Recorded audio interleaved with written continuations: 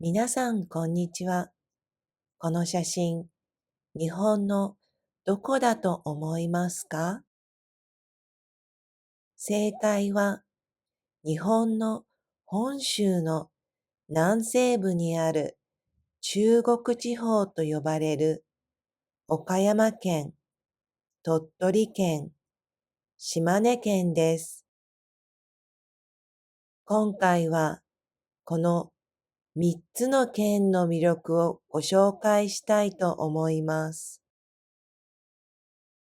美しい自然と昔の街並みがあります。ゆっくりとした旅を楽しめる場所です。岡山県。まずは岡山県をご紹介します。本州の西にある県で天気が良く晴れの国として知られています。自然と歴史が豊かで美味しい果物もたくさん取れます。桃太郎の昔話でも有名です。岡山城。岡山城は武城とも呼ばれています。黒くかっこいい外観が有名です。お城の中は博物館になっており、歴史や昔の人の着物、道具が展示されています。お城の天守閣からは岡山市内を一望できます。後楽園。後楽園は日本三名園の一つです。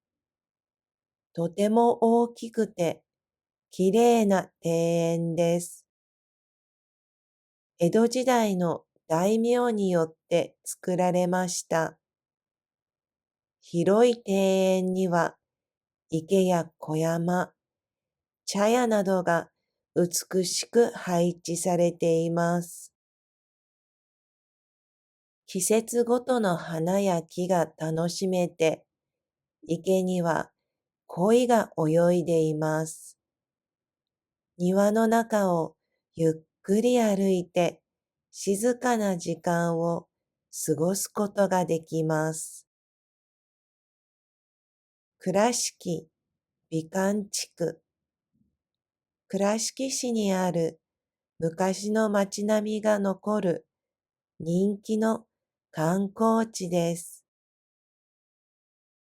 白い壁の建物や柳の木が続く景色は川にも映り、とても綺麗です。街の中には美術館、カフェ、お土産屋などもあります。人力車に乗って街を見学することもできます。また、倉敷川沿いを船に乗って景色を眺めることもできます。吉備津神社。岡山市にある有名な神社です。昔話、桃太郎のモデルになったと言われる主人公を祀っています。神社の中にはとても長い回廊があります。これは木でできた長い通路で、全長は約360メートルもあります。昔から伝わるユニークな神事もあります。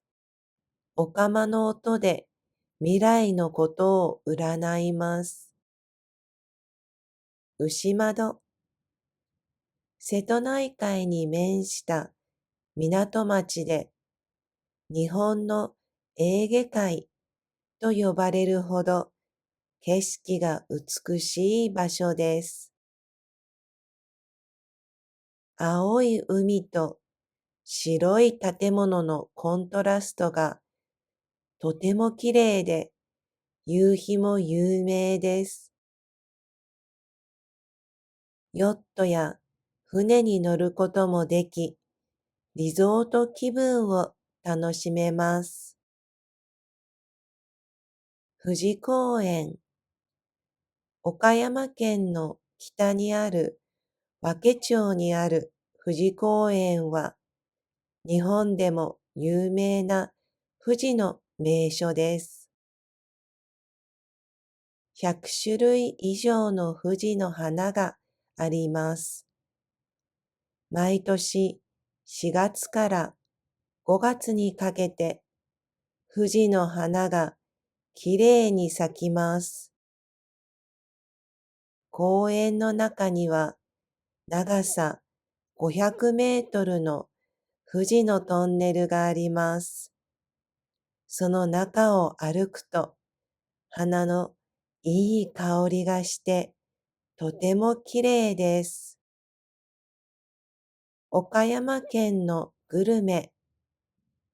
岡山県は温暖な気候で美味しい果物や魚介類がたくさんあります。ばら寿司、ご飯の上にたくさんの具を乗せた見た目もきれいなお寿司です。寿司飯の上に魚、エビ、卵、レンコン、人参、椎茸などを乗せます。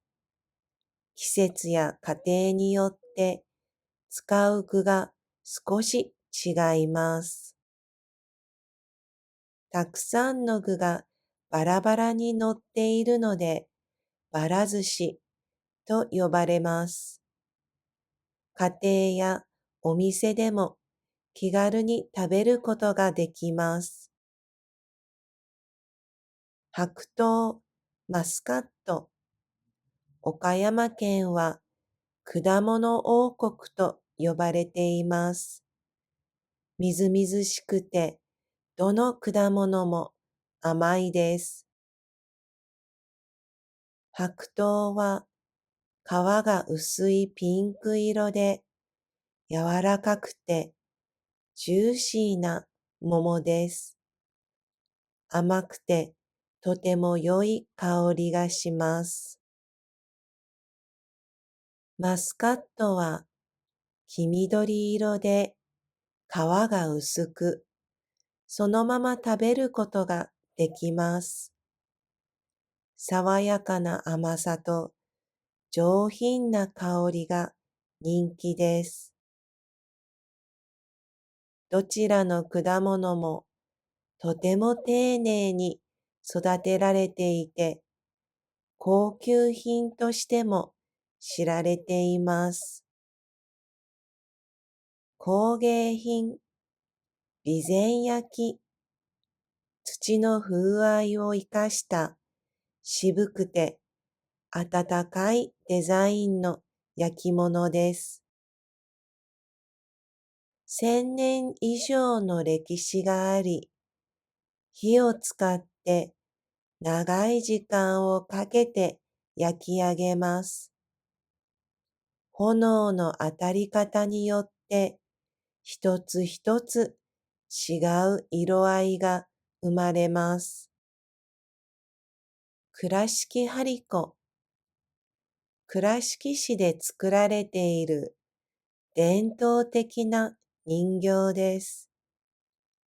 紙とでんぷんのりを使って一つ一つ作られます。紙を何枚も重ねて形を作ります。干支の動物やおかめやひょっとこの顔、だるまなどいろいろな形があります。色はカラフルで、顔の表情も愉快で、見ているだけで楽しい気持ちになります。岡山県は歴史ある街並みや自然、美味しい食べ物がたくさんある場所です。鳥取県。鳥取県は本州の日本海側にある自然が豊かで静かな場所です。人口が少なく空気がきれいでのんびりとした時間を過ごすことができます。大きな砂丘でも有名です。鳥取砂丘。鳥取砂丘は日本で一番大きな砂の丘です。日本海の近くにあり、海からの風で長い時間をかけてできました。砂丘を歩いて回ったり、ラクダに乗る体験もできます。砂丘の斜面を滑り降りるサンドボードも人気です。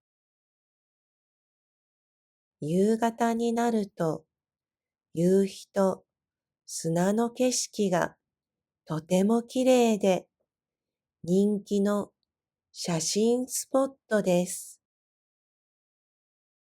砂の美術館。鳥取砂丘の近くにあるユニークな美術館です。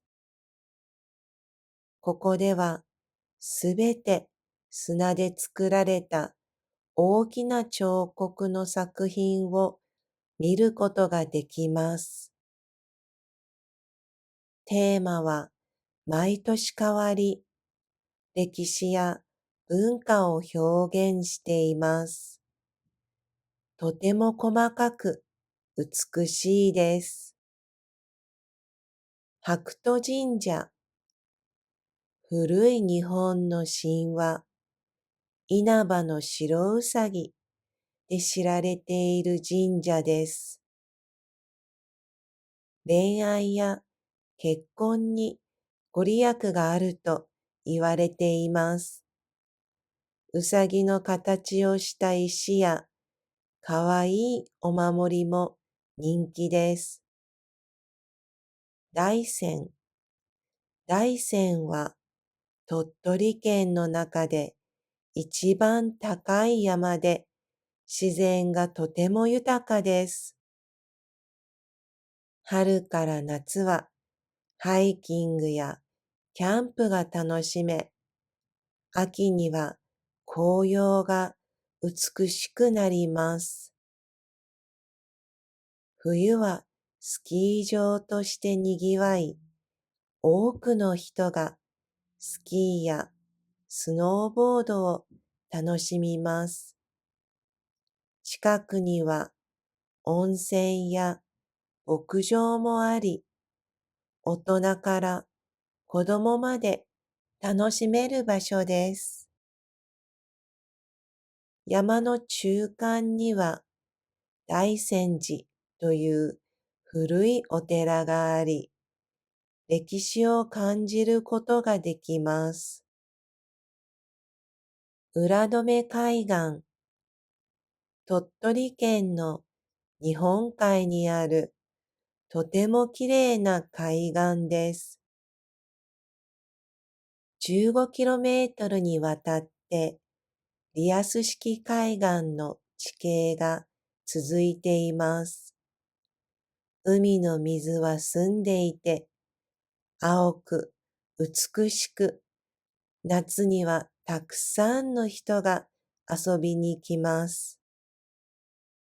海の近くには大きな岩や小さな島があり、自然が作った素晴らしい景色を見ることができます。遊覧船に乗って海からの景色を楽しめます。また、カヤックやシュノーケリングなどの体験も人気があります。鳥取県のグルメ。鳥取県は日本海の魚などがとても美味しいことで有名です。カニ。カニが取れる量がとても多いです。特に冬に取れる松葉ガニは美味しくとても人気があります。新鮮なカニは刺身や焼きガニ、お鍋などで味わうのがおすすめです。柔らかい身と甘みのある味が人気です。岩牡蠣。夏が旬の牡蠣で殻が厚く、ゴツゴツとした見た目です。食べられる大きさになるまで4年以上もかかる岩牡蠣は生で食べるのがおすすめです。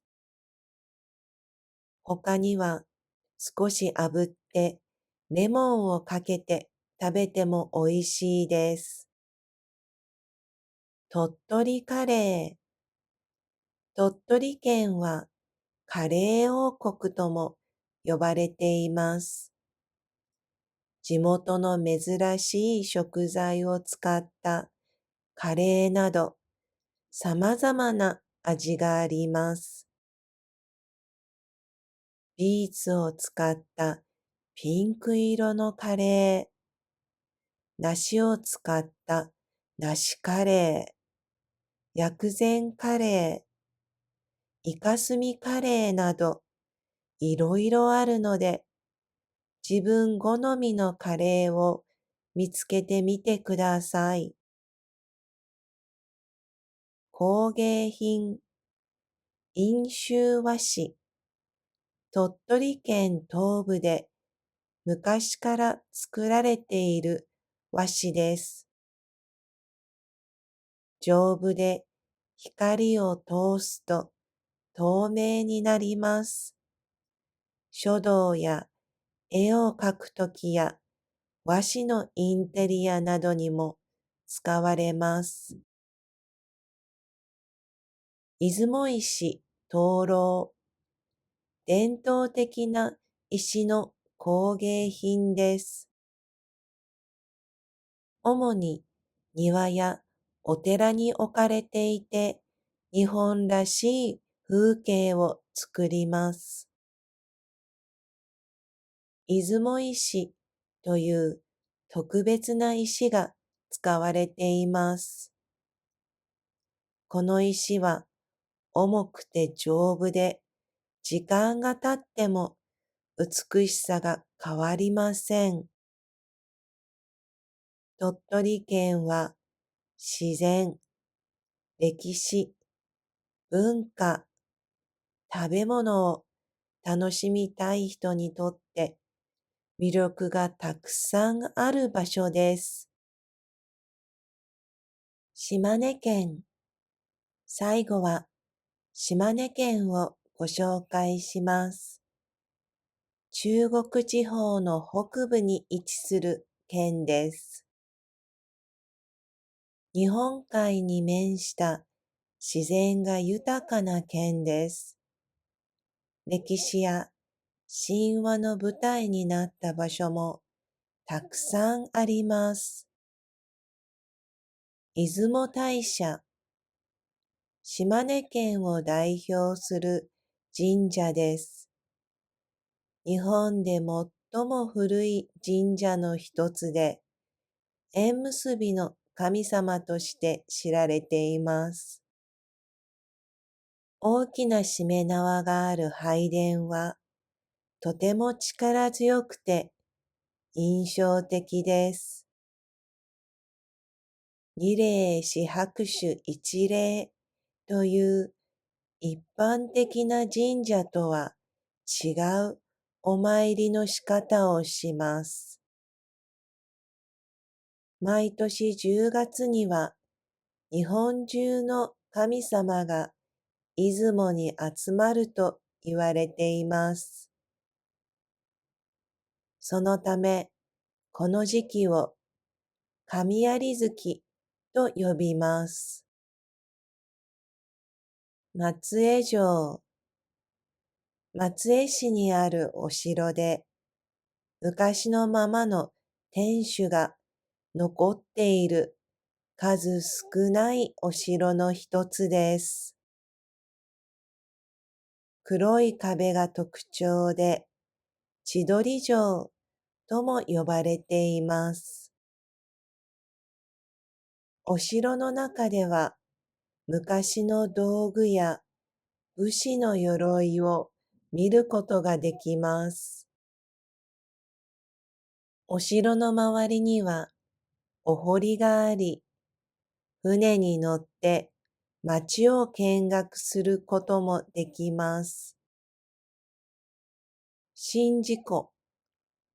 松江市の近くにある大きな湖です。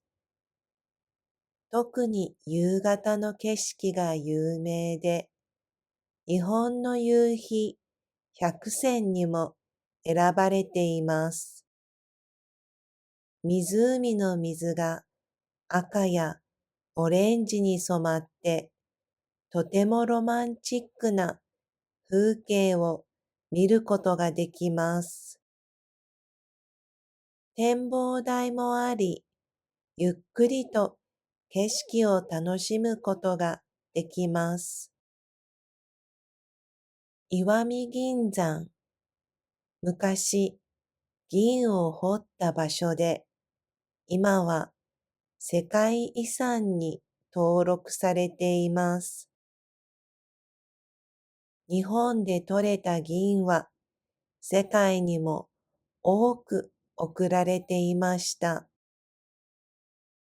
山の中には銀を掘ったトンネルが今も残っていて、ガイドツアーで中を見ることができます。足摺岬。島根県の西側に突き出た岬です。険しい形の岩や荒々しい海の景色を見れます。灯台からは景色を一望することができます。玉造温泉。松江市にあるとても古い温泉地です。日本最古の美肌の湯とも言われ、肌がツルツルになると人気があります。足湯や散歩道があり、ゆっくりとした時間を楽しむことができます。街には昔ながらの雰囲気が残っています。島根県のグルメ。海の幸がとても美味しいです。代表的な料理をご紹介します。出雲そば。島根県出雲地方のお蕎麦です。黒っぽくて香りが強いのが特徴です。丸く赤いお椀に入ったお蕎麦で3段や5段になっています。1段ごとにネギ、海苔、大根おろしなど違うトッピングが乗っていて、上からつゆをかけて食べます。宍道湖のしじみ。宍道湖で採れるしじみは栄養が豊富で美味しいことで有名です。しじみ汁は出汁がよく出ていて体に優しい味わいです。お酒を飲んだ後の二日酔いに良いと言われています。のどぐろ、高級魚として知られています。白身のトロとも呼ばれています。喉の中が黒いことから、のどぐろと呼ばれています。ふっくらとして脂が乗った身はとても美味しく、焼き魚やお寿司でよく食べられます。工芸品、石中瓦、石見地方で作られる赤い瓦です。日本三大瓦の一つです。丈夫で優れており、特徴的な赤い屋根の街並みを作り出しています。石見銀山の近くの古い街並みなどで赤い石州瓦の屋根を見てみてください。出雲目納細工。目納というのは赤や青、ピンクなどいろいろな色の石でとても硬い鉱石です。この石を削ったり磨いたりして美しいアクセサリーや置物を作ります。光を当てると石の中がキラキラ光って見えます。目納には守り石としての力があると言われ、お守りやお祝いのプレゼントとしても人気があります。島根県は賑やかな場所ではありませんが、ゆっくりと日本の自然や文化を感じることができます。行ってみたい場所はありましたか？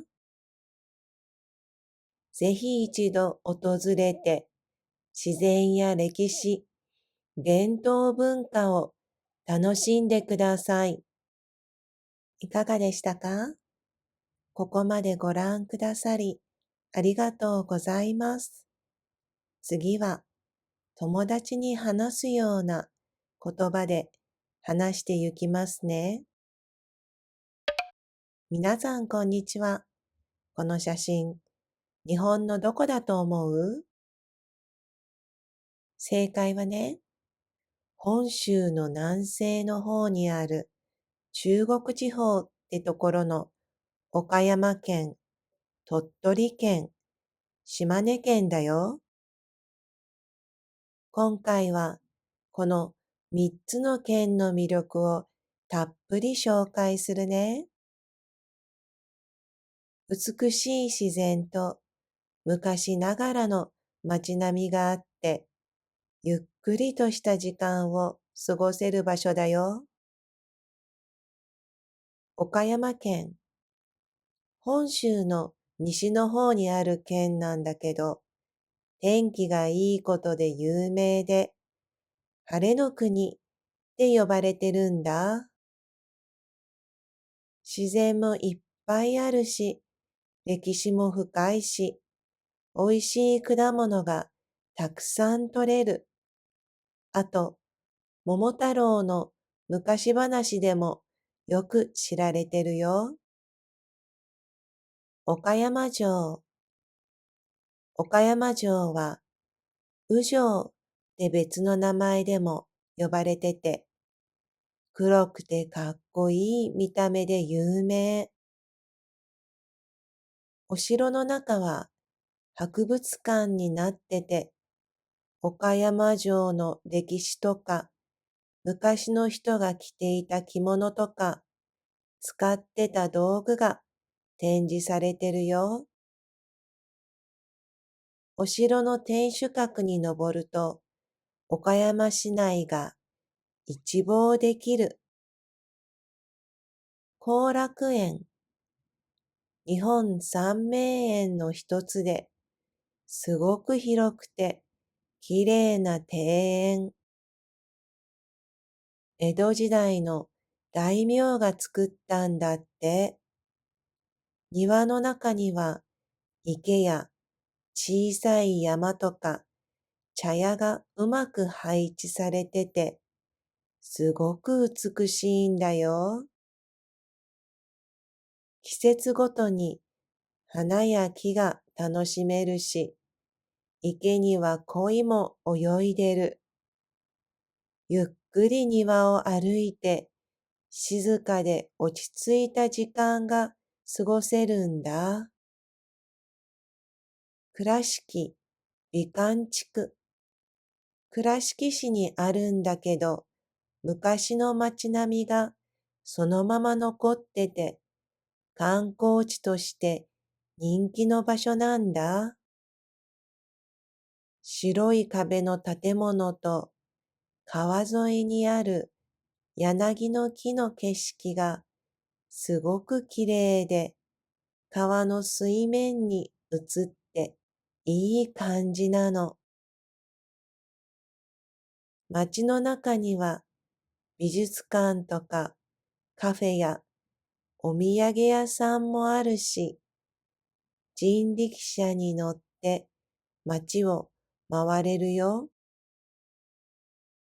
倉敷川で船に乗って景色を楽しんだりもできるね。吉備津神社、岡山市にある有名な神社で、桃太郎のモデルになったって言われてる人物が祀られてるんだ。神社の中には回廊っていうすごく長い木でできた通路があるんだけど、それが約360メートルもあるんだよ。昔から伝わってるちょっと変わった神事もあって、お釜の音で未来を占うんだって。牛窓、瀬戸内海に面した港町で、日本のエーゲ海って呼ばれるくらい景色が綺麗な場所。青い海と白い建物のコントラストがすごく映えるし、夕日も有名なの。ヨットや船に乗ったりもできて、リゾートっぽい気分が味わえるんだ。富士公園、岡山県の北にある和気町ってところに富士公園っていう場所があるんだ。日本でも結構有名な富士の名所なんだよ。藤の花がね、100種類以上あるんだって。毎年4月から5月にかけてすごく綺麗に咲くの。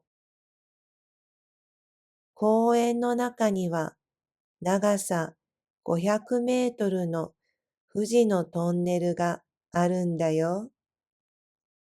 トンネルの中を歩いてみると、花のいい香りがしてね、すごく綺麗なんだ。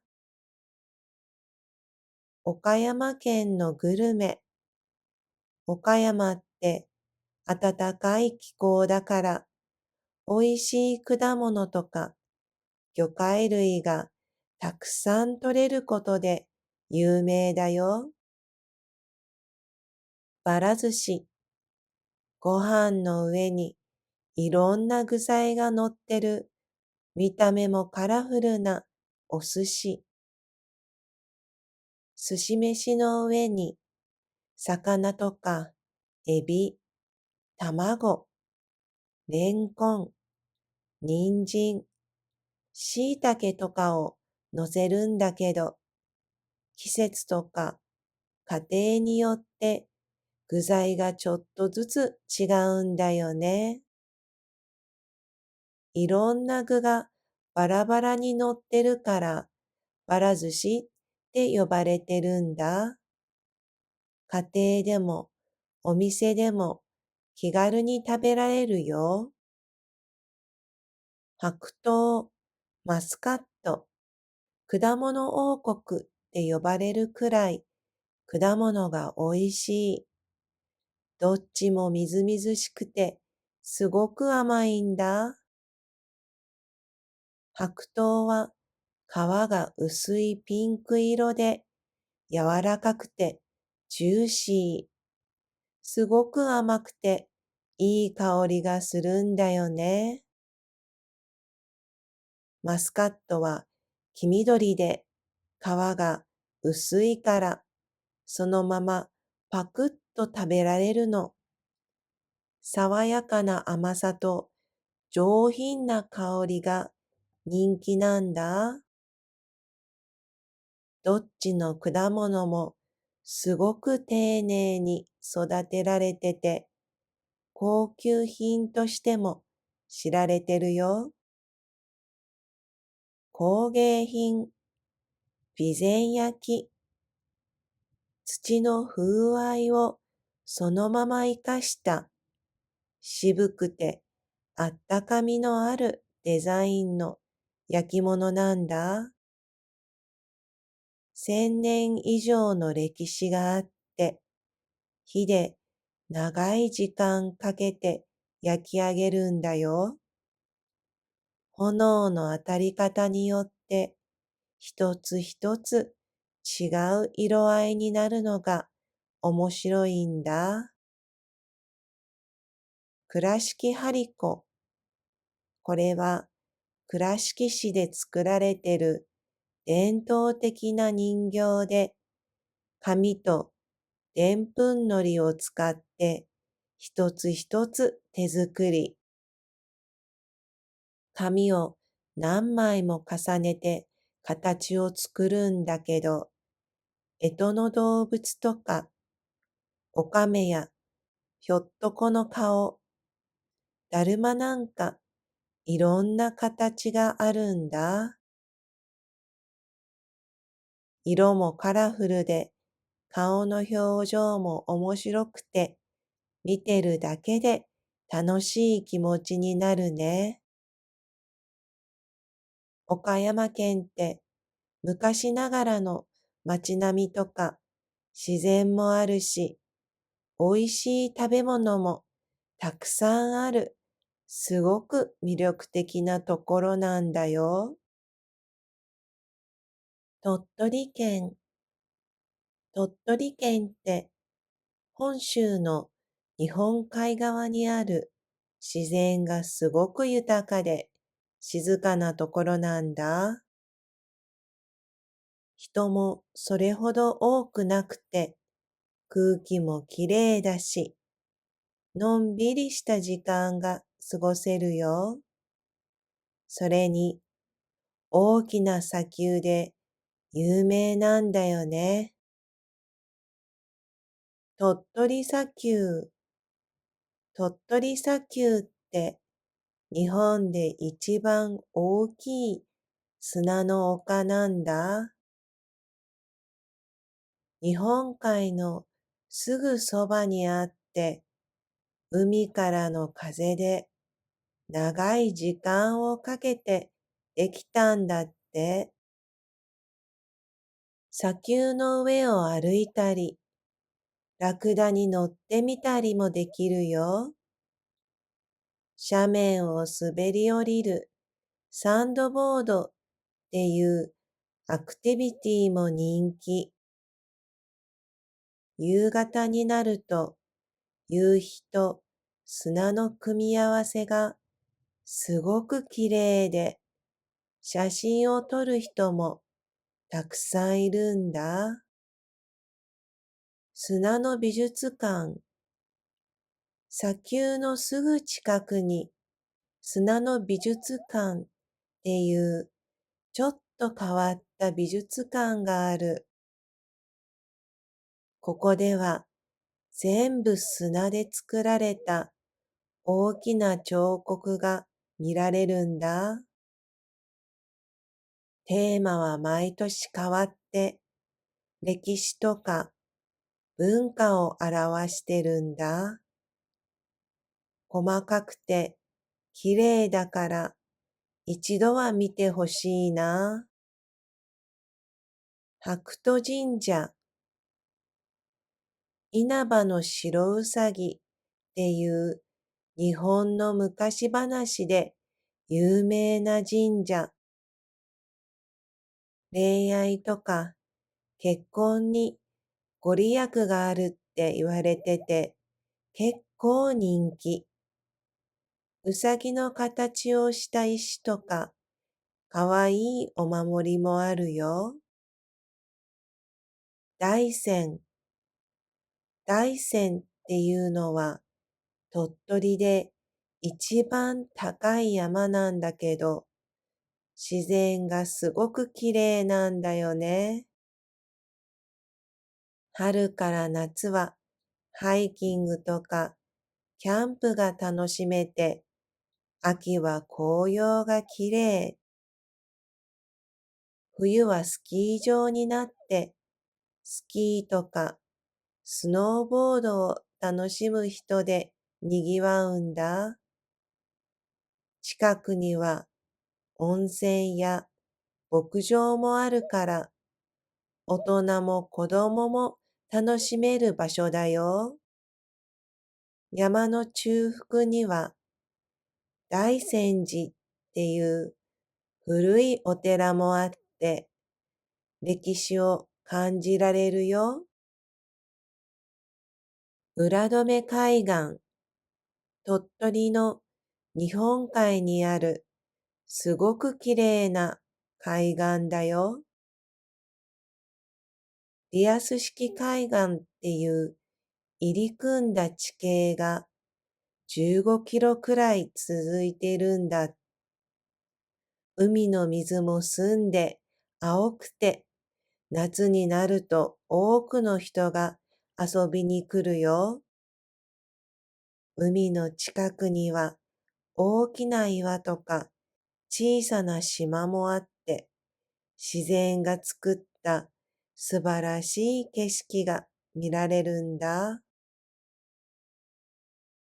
遊覧船に乗って海から景色を見ることもできるし、カヤックとかシュノーケリングの体験も人気。鳥取県のグルメ。鳥取って日本海の魚が美味しいことで有名。カニ。カニの取れる量が多くて、特に冬に取れる松葉ガニはすごく美味しくて人気なんだ。新鮮なカニは刺身とか焼きガニ、鍋にして食べるのがおすすめ。柔らかくて甘みのある身が本当に美味しいんだよね。岩牡蠣。夏が旬の牡蠣なんだけど、殻が厚くてゴツゴツしてる見た目なんだ。大きくなるまで4年以上かかるんだけど、生で食べるとすごく美味しいんだよ。少し炙ってレモンをかけてもすごく合う。鳥取カレー。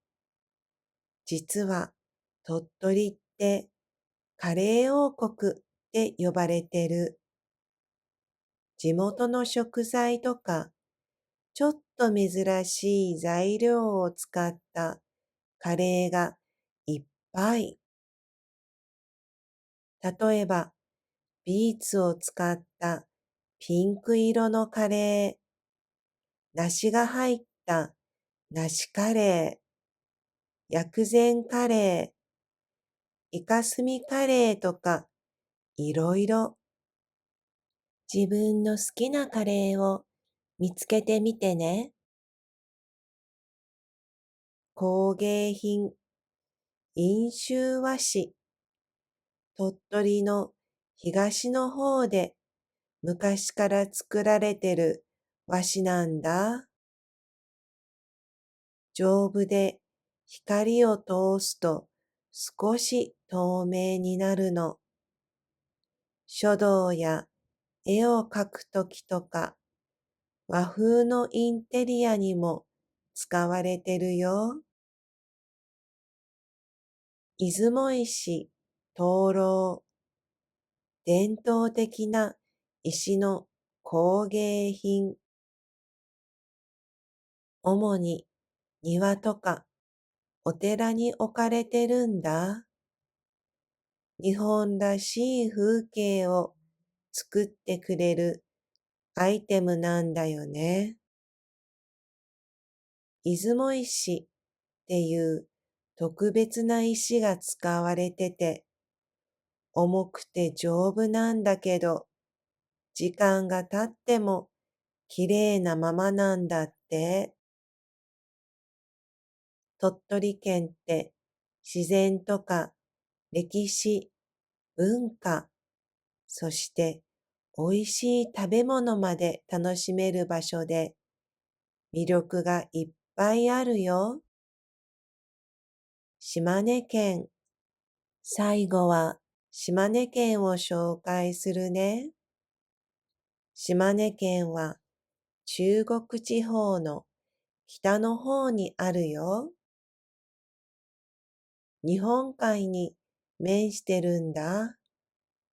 自然がすごく豊かで、歴史とか神話の舞台になった場所もいっぱいあるよ。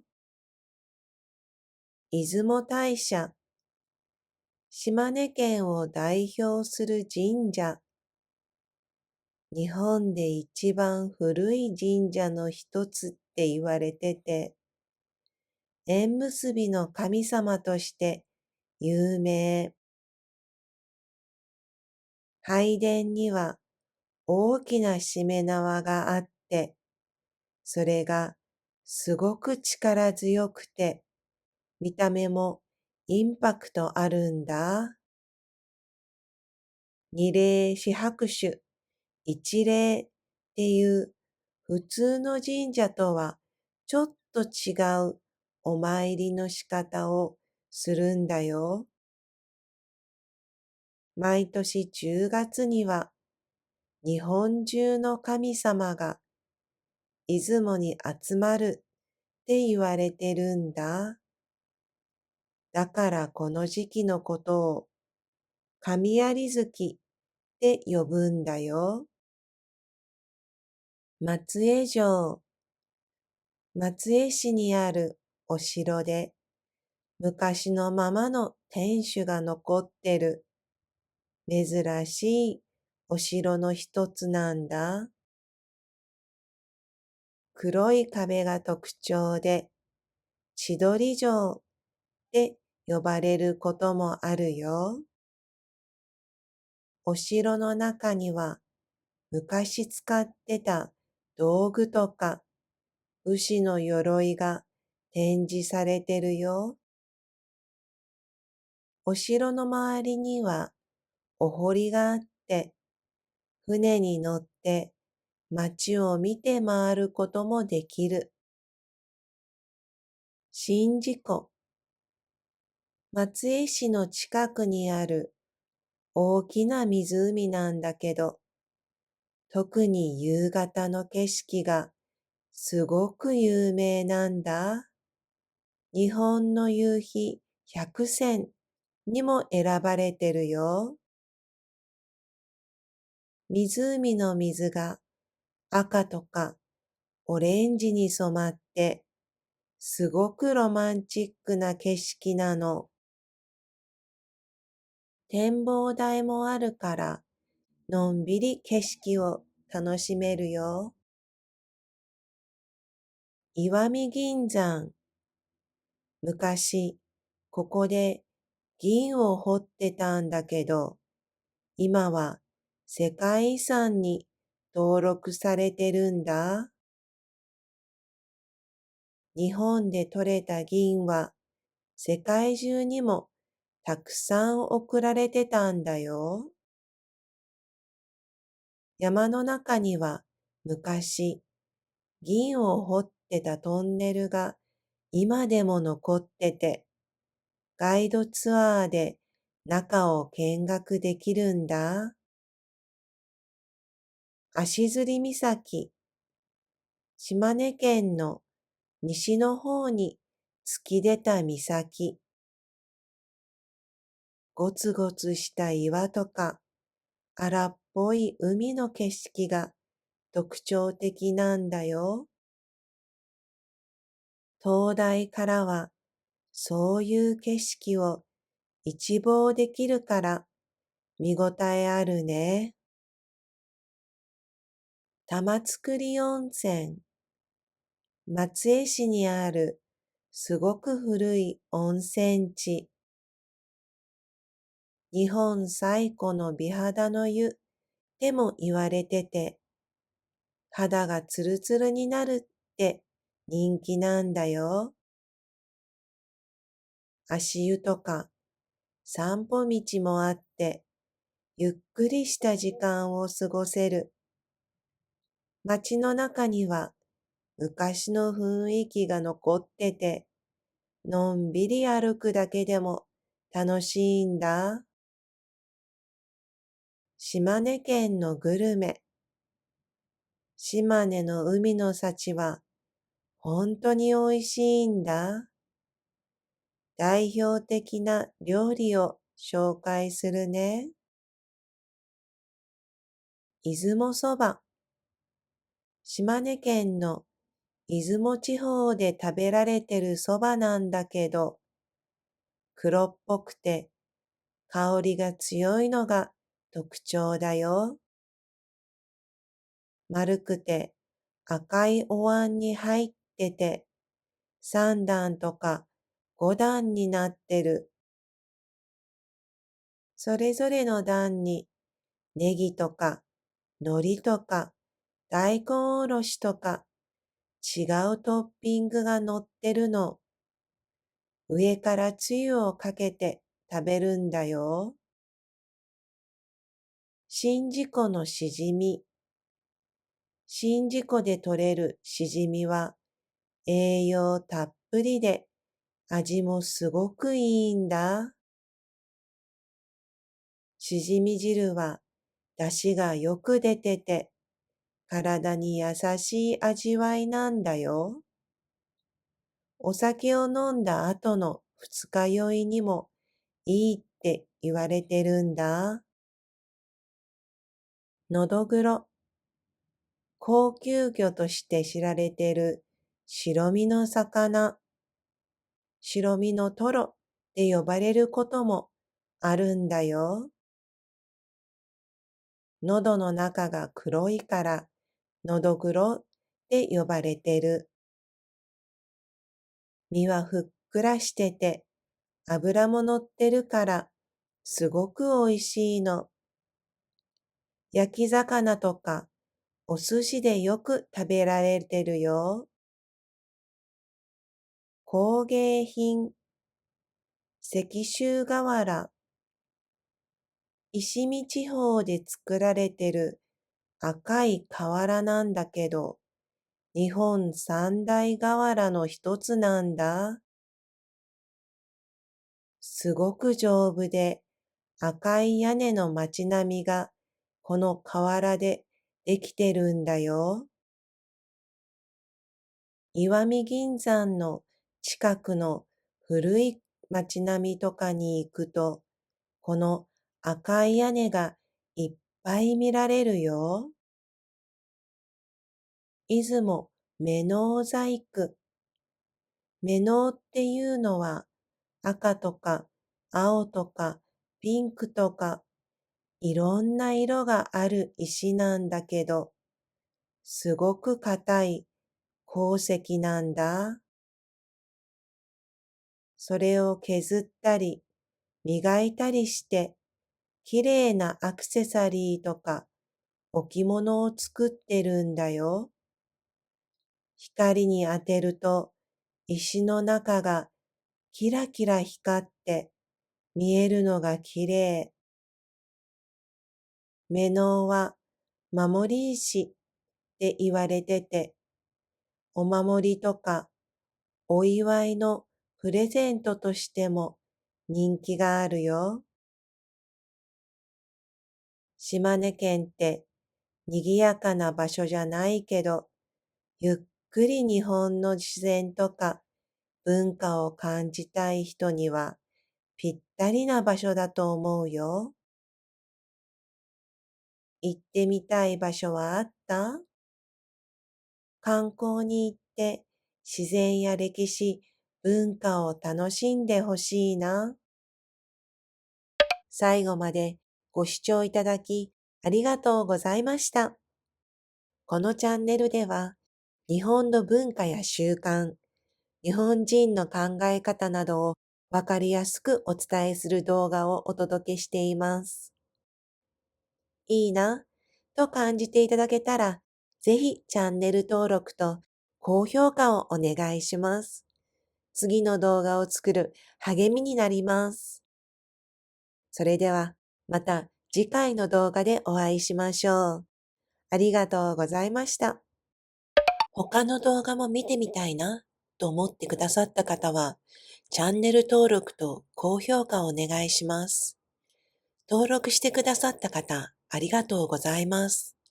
励みになります。